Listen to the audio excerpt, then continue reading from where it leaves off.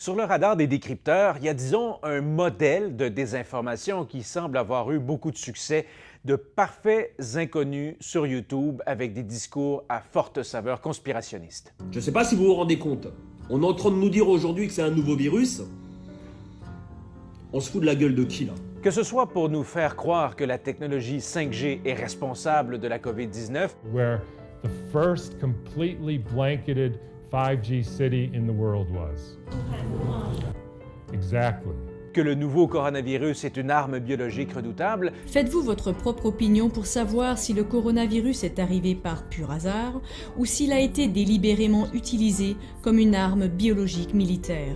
que le milliardaire Bill Gates a tout manigancé ou que les gouvernements ont fabriqué la pandémie de toutes pièces. Vous voyez bien que les chiffres sont trafiqués, qu'on essaye de manipuler pour augmenter, gonfler artificiellement le nombre de morts pour justifier des mesures politiques. Ces vidéos ont cumulé des centaines de milliers, voire des millions de visionnements et elles suivent toutes le même modèle ou presque. Un homme assis devant la caméra vous explique pourquoi tous les scientifiques, les gouvernements et les journalistes vous mentent. Se couper complètement des médias mainstream, ce serait déjà une très bonne idée. De toute façon, ce ne sont que des mensonges. Qu'est-ce qui pousse de nombreux internautes à les croire sur parole?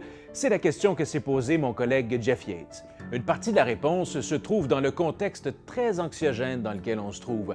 Selon Catherine Amiot, professeure titulaire au département de psychologie de l'Université du Québec à Montréal, les périodes de stress ou d'anxiété amènent certaines personnes à perdre leurs balises, à être moins critiques envers l'information reçue et à rechercher un message clair, rassurant, qui va leur permettre de donner un sens à ce qui se passe autour d'eux.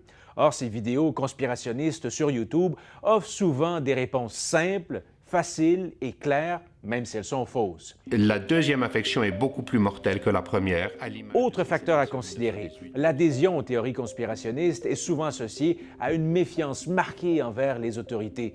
Selon Marie-Ève Carignan, professeure au département de communication à l'Université de Sherbrooke, cette méfiance peut pousser certaines personnes à accorder davantage leur confiance à un kidam sur YouTube qu'aux scientifiques.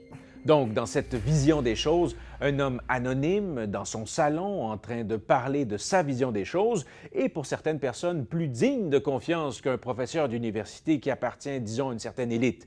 Catherine Amiot souligne qu'un message prend parfois de l'importance et de l'ampleur si on peut s'identifier à la personne qu'il communique. Oui, la nature exceptionnelle de la période qu'on traverse explique le succès de ces YouTubeurs conspirationnistes. On verra bien si cette tendance va se maintenir une fois la pandémie passée. Pour en savoir plus sur l'analyse du phénomène proposée par Jeff Yates, rendez-vous sur le site web des décrypteurs. Salut!